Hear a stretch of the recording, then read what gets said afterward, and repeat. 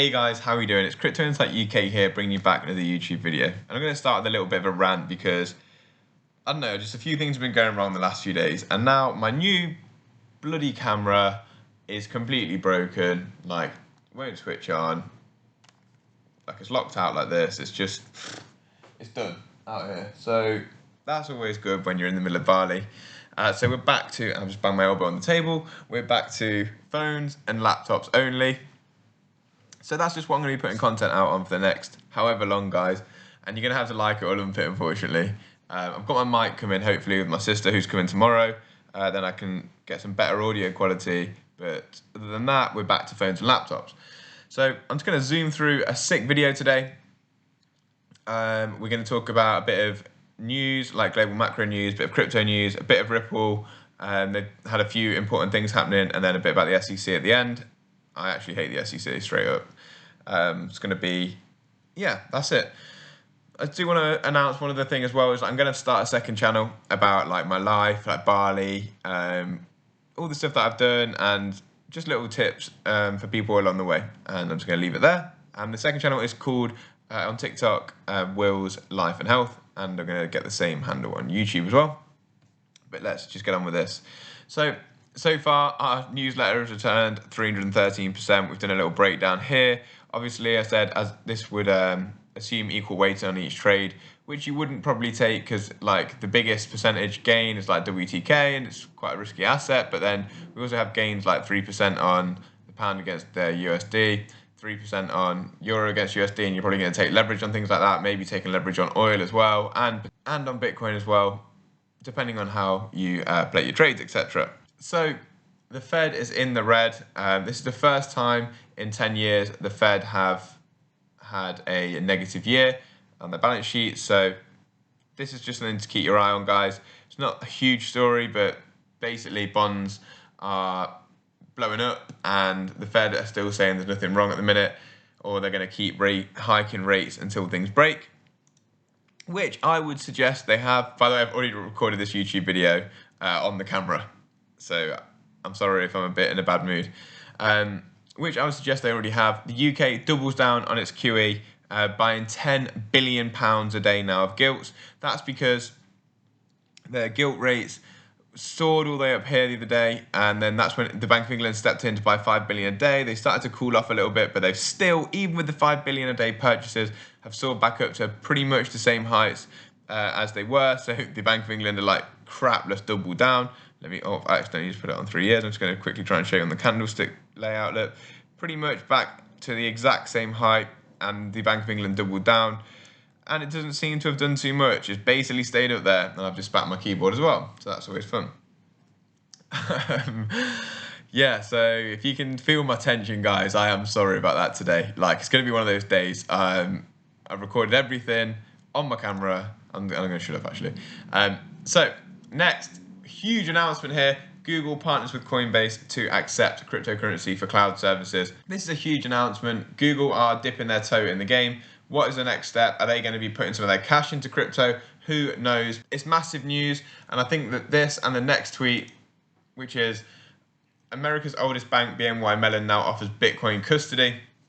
BNY Mellon have about $2.5 trillion of assets under management, but I'm pretty sure they custody one of the largest holdings in the world of assets, which is about 46 trillion, if I'm not mistaken. So it's a another huge announcement here. Like, so much is getting built and infrastructure is being created in this like bear market that we're in right now. What is going to happen next? That is the big thing. What is going to happen next? Like, if we get some sort of positive sentiment for the market, guys, the infrastructure is there for a really big run. Obviously, we've just got to prepare for anything that's happening in the financial market in general. And the next little thing I want to get onto is Ripple SEC, and then some Ripple stuff. I'm sorry about the 98 motorbikes that are going past as well, and the birds that are chirping. It's just like, it's not my day today. And so James Filan reports on this. Judge Torres, over the SEC's objection, grants iRemit and TapJet's request to file amicus brief in support of Ripple.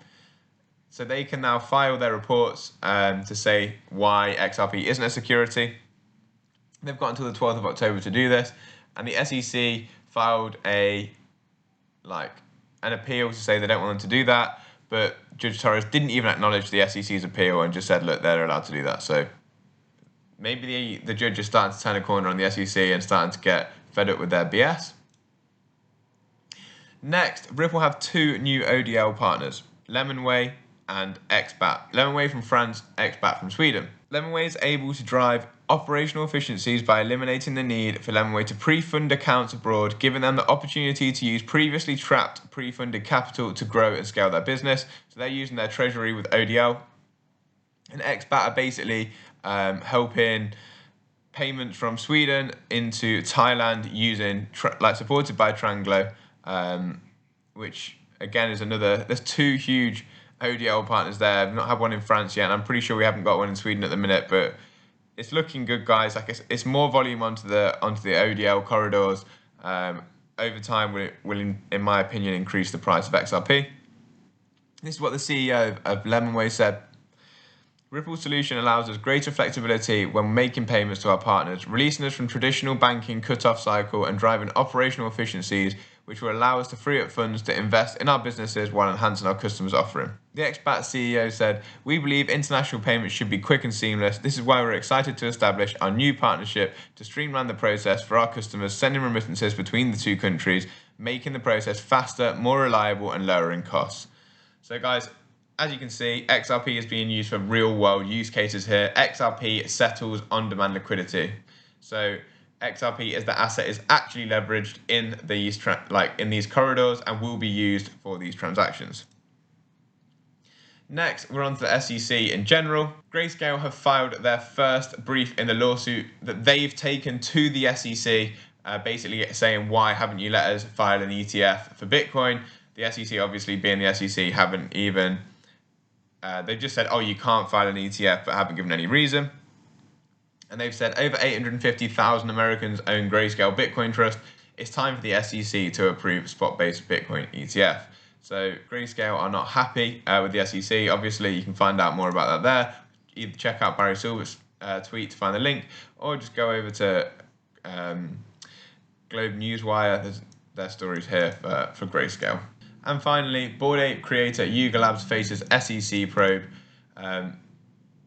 Basically, the SEC are saying that all NFTs are securities. Yuga Labs creator Bored Ape Yacht Club is reportedly facing a probe from the US Securities and Exchange Commission, and they gave a statement saying, as leader in the space, Yuga is committed to fully cooperating with any inquiries along the way.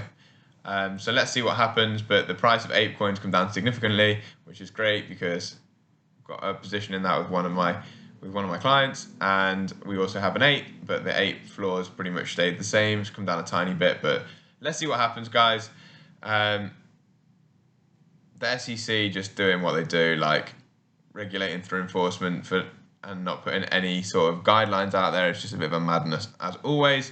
But I hope you guys are all good. I'm sorry my energy is off. I need to sort myself out, and I will do. I'll be back tomorrow with another video. I'm going to be just banging stuff out on my phone as well now.